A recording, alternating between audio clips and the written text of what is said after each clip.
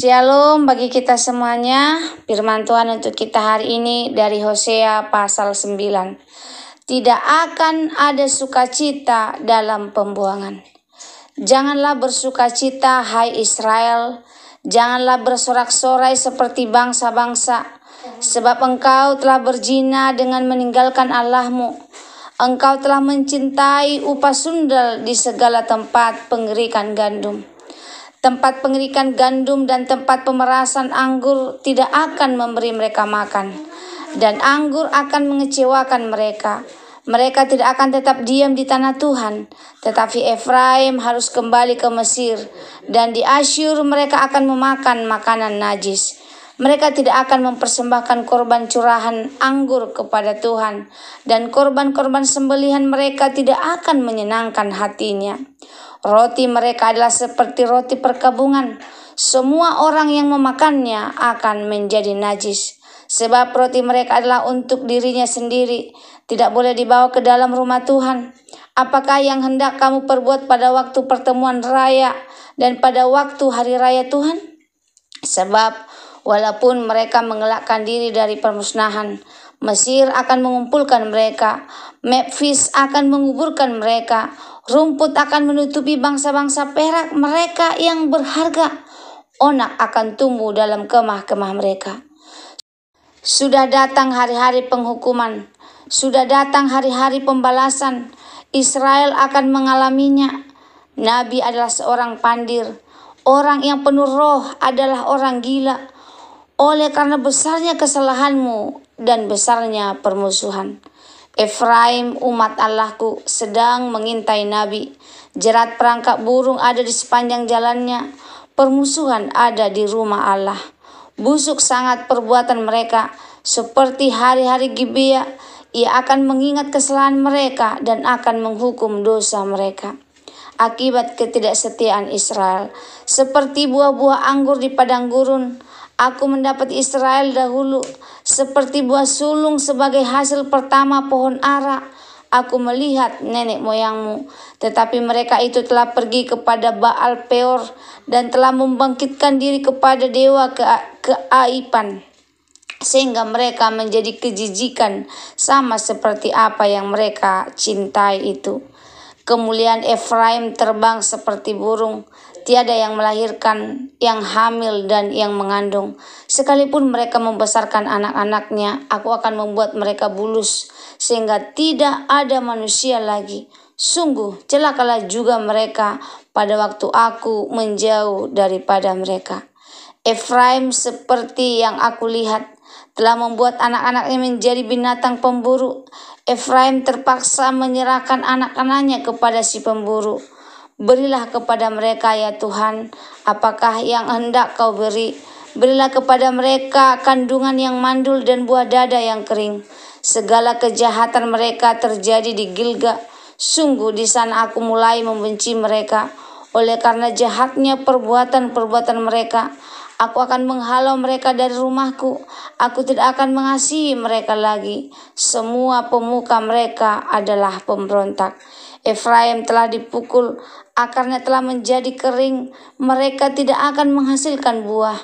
Bahkan sekalipun mereka melahirkan anak, aku akan mematikan buah kandungannya yang berharga. Allahku akan membuang mereka, sebab mereka tidak mendengarkan Dia. Maka mereka akan mengembara di antara bangsa-bangsa. Hosea 9 ayat 1-17, pasal ini merupakan nubuatan penghukuman yang keras dari Allah kepada bangsa Israel, khususnya kerajaan utara yaitu Efraim, karena mereka telah meninggalkan Tuhan dan berbuat zina rohani dengan menyembah berhala. Hosea memakai bahasa yang sangat emosional dan simbolik untuk menunjukkan betapa dalamnya pengkhianatan umat terhadap Allah dan konsekuensi berat yang mereka hadapi. Ayat 1 dan 2, Israel dilarang bersuka cita karena mereka telah berbuat zina rohani. Dengan berpaling dari Tuhan, mereka mencari upah sundal. Artinya mereka lebih memilih berkat duniawi daripada kesetiaan kepada Allah. Akibatnya berkat fisik seperti makanan dan minuman akan lenyap. Israel akan diasingkan kembali ke Mesir atau ke Asyur. Ini bukan sekedar secara fisik tetapi sebagai simbolik perbudakan dan najisnya kehidupan mereka karena dosa.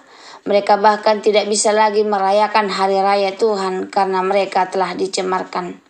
Permusuhan akan datang, kota Memphis atau Mesir akan menjadi tempat penguburan mereka. Bahkan Nabi pun dituduh gila karena bangsa ini telah keras hati dan tidak mau bertobat. Mereka memusuhi kebenaran. Allah mengingatkan kasih-Nya kepada Israel yang dahulu seperti buah sulung yang indah.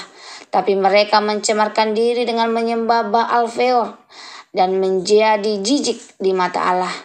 Kemuliaan dan keturunan mereka akan lenyap. Sebuah kutukan terhadap kelangsungan generasi mereka. Hosea memotong penghukuman total, rahim mandul, dada yang kering. Allah tidak lagi berkenan kepada mereka.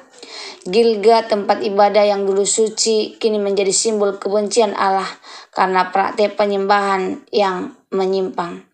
Efraim akan dibuang menjadi pengembara di antara bangsa-bangsa.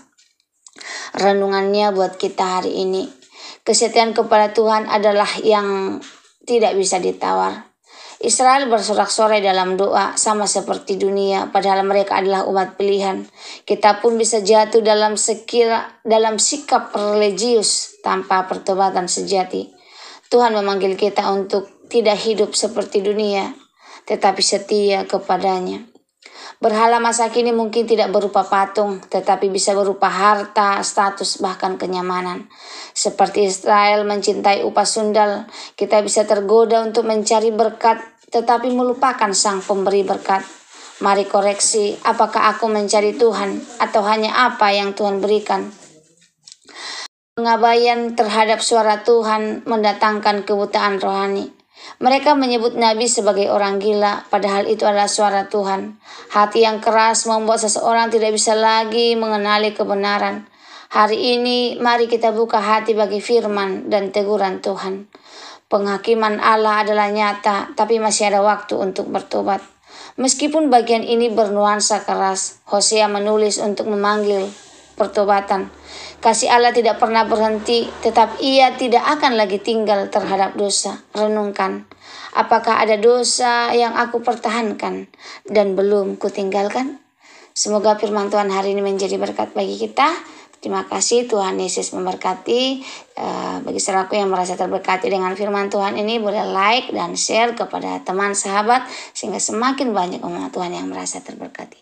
Terima kasih, God bless you.